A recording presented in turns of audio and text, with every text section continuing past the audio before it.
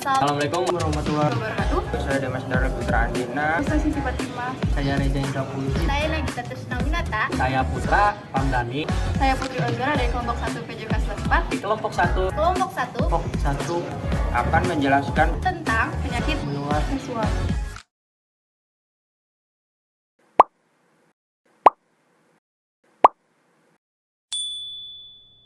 Baik, di sini saya akan menjelaskan apa sih yang dimaksud tentang penyakit menular seksual. Singkatan dari PMS yang bisa disebut dengan penyakit kelamin adalah penyakit infeksi yang ditularkan melalui kontak seksual, baik seks, vaginal, oral, maupun anal. Penularan penyakit ini pun bisa melalui darah, sperma, atau cairan tubuh, berhubungan intim, atau berhubungan seks. Bagian tubuh mana yang diserang? Ada 4, yaitu kelamin, alat reproduksi, saluran urin, dan anus. Di sini saya akan menjelaskan tentang penyebab penyakit menular seksual. Penyakit menular seksual bisa disebabkan oleh beberapa hal, seperti bakteri, virus, dan parasit. Di sini juga ada jenis penyakit menular seksual. Ada banyak jenis penyakit menular seksual, berikut adalah beberapa jenis yang paling umum terjadi. 1. Sifilis. Sifilis adalah penyakit menular seksual yang disebabkan oleh infeksi bakteri Treponema pallidum. Penyakit ini mempunyai gejala berupa munculnya luka pada alat kelamin atau mulut. Luka ini pada umumnya akan bertahan antara 1-5 bulan dengan tidak menimbulkan rasa sakit tetapi mudah ditularkan. Sifilis yang tidak diobati bisa menyebabkan kelumpuhan, kebutaan, impotensi, dan bahkan terkena masalah pendengaran serta hilangnya nyawa seseorang. 2. Gonore. PMS ini disebabkan oleh bakteri Neisseria gonorrhoeae. Gonore juga dikenal dengan kencing nanah karena menyebabkan keluarnya cairan saat buang air kecil yang menyebabkan rasa nyeri pada penis atau vagina. 3. Chlamydia. Chlamydia merupakan PMS yang paling umum terjadi, penyakit yang disebabkan oleh Chlamydia trachomatis. ini memang tidak menimbulkan gejala yang signifikan. Namun, chlamydia tetap harus diwaspadai karena penularannya bisa terjadi tanpa disadari oleh orang yang terinfeksi. 4. Kutil kelamin. Kutil kelamin merupakan salah satu penyakit penular seksual yang disebabkan oleh virus human papilloma virus di sekitar alat kelamin. Penyakit ini tidak menimbulkan rasa sakit, tetapi biasanya akan muncul rasa gatal dan memerah. 5. HIV. HIV adalah virus Human immunodeficiency. tersebar melalui cairan tubuh dan penyerang sistem kekebalan tubuh. Pada tahap awal HIV tidak akan menunjukkan gejala karena virus akan tidur sementara waktu. Virus ini akan menunggu sistem imun melemah dan dapat berkembang menjadi penyakit Acquired immunodeficiency syndrome. AIDS yang sangat mematikan. 6. Herpes genital. Ini adalah penyakit menular yang disebabkan oleh virus Herpes simplex atau HSV. herpes genital bisa menyebabkan rasa sakit, gatal, dan luka di area genital. Pengidap bisa juga tidak mengalami gejala, tapi tetap bisa menularkan virus bahkan ketika tidak memiliki luka yang terlihat. Selanjutnya kita akan membahas bagaimana cara melindungi diri dari penyakit menular seksual. Untuk mencegah penularan penyakit ini dapat dilakukan dengan cara berikut. Pertama, hindari melakukan hubungan seksual dengan lebih dari 1 orang. Berarti kita harus setia pada pasangan kita. Kedua, rutin menjaga kebersihan organ intim, karena kebersihan itu sebagian daripada iman. Ketiga, selalu gunakan alat pengaman saat berhubungan intim. Berarti contohnya adalah kondom. Keempat, vaksinasi. Terdapat vaksinasi untuk mencegah hepatitis B atau menjaga kesehatan. Di sini saya akan menjelaskan pengertian tentang HIV atau AIDS. HIV atau disebut dengan Human Immunodeficiency Virus adalah virus yang menyerang sistem kekebalan tubuh yang dapat melemahkan kemampuan tubuh melawan infeksi dan penyakit. AIDS atau disebut dengan Acquired Immunodeficiency Syndrome adalah kondisi di mana HIV sudah pada tahap infeksi akhir. Ketika seseorang sudah mengalami AIDS, tubuh tidak lagi memiliki kemampuan untuk melawan infeksi yang ditimbulkan. Penyakit HIV atau AIDS karena ia merupakan retrovirus yang menjangkit sel-sel sistem kekebalan tubuh manusia dan menghancurkan atau mengganggu fungsinya. Terjangkit virus HIV biasanya disebut sebagai positif HIV, tidak sama dengan mengidap AIDS. Banyak orang yang positif HIV tapi tidak menderita sakit selama bertahun-tahun. Infeksi virus ini yang kemudian berakibat pada menurunnya sistem kekebalan tubuh manusia. Hal inilah yang disebut defisiensi kekebalan tubuh, di mana sistem tersebut tidak dapat lagi menjalankan fungsinya memerangi infeksi dan penyakit-penyakit.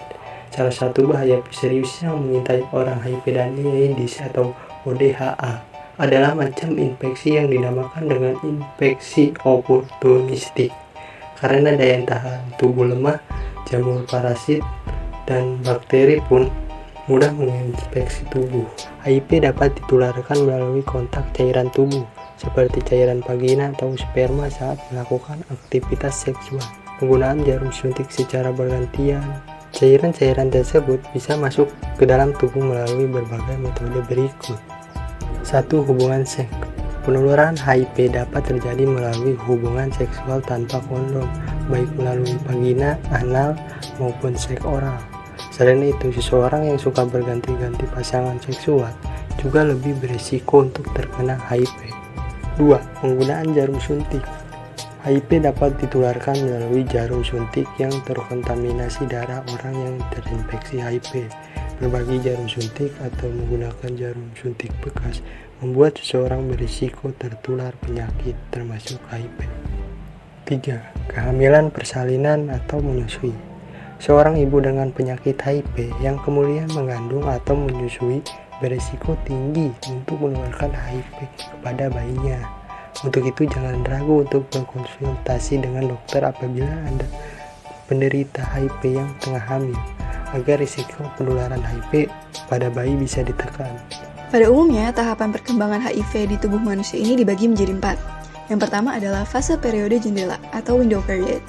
Fase ini adalah fase di mana tubuh seseorang udah mengandung virus dan mampu menularkannya, tapi tidak akan terdeteksi di laboratorium. Di fase ini, pengidap HIV akan mengalami gejala flu, demam, lemah lesu, nyeri sendi, batuk, dan nyeri tenggorokan. Nah, tapi gejala tersebut akan hilang dengan sendirinya dalam beberapa hari atau beberapa minggu. Yang kedua adalah fase asimptomatik atau fase tanpa gejala. Di fase ini, tubuh manusia masih mampu melawan serangan dari berbagai penyakit opportunities yang udah dijelasin sebelumnya. Sel darah putih yang dimiliki masih berjumlah cukup untuk menghalau kuman yang masuk. Jadi pengidap masih terlihat sehat. Di fase ini, umumnya berlangsung selama 5-10 tahun tergantung kekebalan masing-masing pasien. Selanjutnya adalah fase simptomatik atau fase bergejala. Di tahap ini, sel darah putih kita udah mulai rusak dan hancur akibat HIV, sehingga muncul penyakit-penyakit opportunities yang sebelumnya masih bisa dilawan. Dalam tahap ini, pasien akan mengalami gejala demam lebih dari sebulan, menurunnya berat badan hingga 10%, diare konsisten selama sebulan, batuk lebih dari sebulan, berkeringat di malam hari, dan gejala kelelahan berkepanjangan. Fase yang terakhir adalah fase AIDS. Seperti namanya, di fase ini pengidap udah mulai menunjukkan gejala-gejala AIDS. Pengidap HIV telah berkembang menjadi penderita AIDS. Pasien akan mengalami gejala seperti radang paru-paru, radang saluran pencernaan, kanker kulit, TBC, sampai gangguan syaraf. Umumnya, penderita AIDS meninggal dunia sekitar 2 tahun setelah gejala AIDS muncul. Saya akan menjelaskan tahapan-tahapan pencegahan HIV atau AIDS. Yang pertama, melakukan hubungan seksual yang aman. Disarankan untuk melakukan hubungan seksual yang menggunakan kondom sebagai upaya pencegahan penularan HIV atau AIDS. Selain itu, hindari juga melakukan hubungan seksual dengan bergonta-ganti pasangan. Selain HIV atau AIDS, cara ini juga dapat mencegah terjadinya penularan sexually transmitted disease atau penyakit seksual lain, seperti infeksi HPV, penyakit gonorrea, dan lain-lain. Selanjutnya, yang kedua, menghindari penggunaan alat pribadi bersama orang lain. Alat pribadi seperti sikat gigi dan alat cukur sebaiknya tidak digunakan bersama dengan orang lain. Hal ini bertujuan untuk menghindari risiko penularan berbagai penyakit dan infeksi akibat kontak langsung dengan cairan tubuh orang lain yang tidak diketahui riwayat penyakitnya. Selanjutnya, yang ketiga, menghindari penggunaan jarum suntik bersama. Jarum suntik yang sempat digunakan oleh orang lain akan menyisakan darah. Apabila jarum suntik tersebut telah digunakan oleh orang dengan HIV atau AIDS, tentu risiko penularan HIV atau AIDS menjadi lebih tinggi.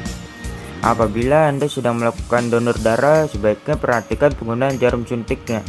Pastikan bahwa jarum suntik yang digunakan baru dikeluarkan dari pembungkus bersegel agar bisa dipastikan kesterilannya. Selanjutnya yang keempat, menghindari penggunaan obat-obatan terlarang. Penggunaan obat-obatan terlarang dapat mengaruhi kemampuan seseorang dalam mengontrol tindakannya. Apabila tidak mampu mengontrol tindakannya, maka dapat menyebabkan orang tersebut melakukan tindakan berisiko, seperti berhubungan seksual yang tidak aman. Karena itu, menghindari penggunaan obat-obatan terlarang dapat dilakukan sebagai upaya mencegah terjadinya penularan HIV atau AIDS. Selanjutnya yang kelima, penggunaan antiretroviral atau ARV. Pencegahan penularan HIV dari ibu ke bayi dapat dilakukan dengan rutin mengonsumsi antiretroviral atau ARV. Apabila ibu hamil mengidap HIV, sebaiknya konsumsi obat ARV berdasarkan anjuran dokter. Meski sampai saat ini belum ada obat untuk menyembuhkan HIV, tetapi ada jenis obat yang dapat memperlambat perkembangan virus. Jenis obat ini disebut sebagai antiretroviral atau yang disingkat disebut itu ARF. ARF bekerja dengan menghilangkan unsur yang dibutuhkan oleh virus HIV untuk menggandakan diri dan mencegah virus HIV menghancurkan sel CD4. Selain antiretroviral, pengobatan infeksi HIV juga akan melibatkan antivirus lainnya seperti lopinavir, ritonavir. Hal ini dilakukan untuk meningkatkan efektivitas obat. Selama mengonsumsi obat antivirus HIV, dokter akan memonitor viral load dan sel CD4 untuk menilai respon pasien terhadap pengobatan. Hitung sel CD4 akan dilakukan tiap 3-6 bulan. Sedangkan pemeriksaan viral load dilakukan sejak awal pengobatan dan dilanjutkan tiap 3-4 bulan selama masa pengobatan. Untuk memastikan seseorang mengidap HIV atau tidak, harus dilakukan tes HIV. Nah, pemeriksaannya ini ada beberapa jenis. Yang pertama ada tes antibodi, tes antigen, dan tes asam nukleat atau nucleic acid test. Kurang lebih, itu dia informasi yang bisa kita sampaikan tentang penyakit menular seksual dan HIV atau AIDS. See you next time!